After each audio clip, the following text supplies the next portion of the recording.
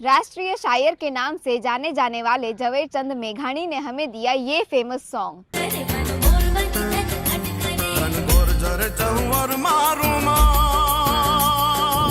और सिर्फ ये ही नहीं, मेघानी ने ही दिए हमें गरबा के ये पॉपुलर सॉन्ग्स।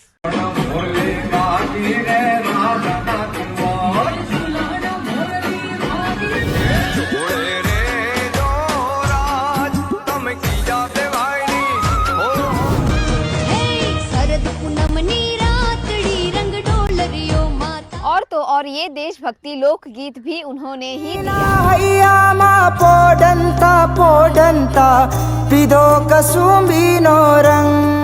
ये देशभक्ति लोरी भी उन्हीं की देन है।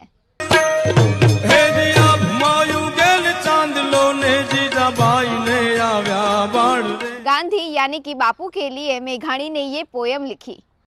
छलो कटोरो ઝેરનો પીજો બાપू सागर पिनारा अंजलि नव ढोलजो बापू अनखूट विश्वास है वही से। आपको झवेरचंद मेघानी की कौन सी कविता पसंद है? कमेंट बॉक्स में बताइएगा जरूर।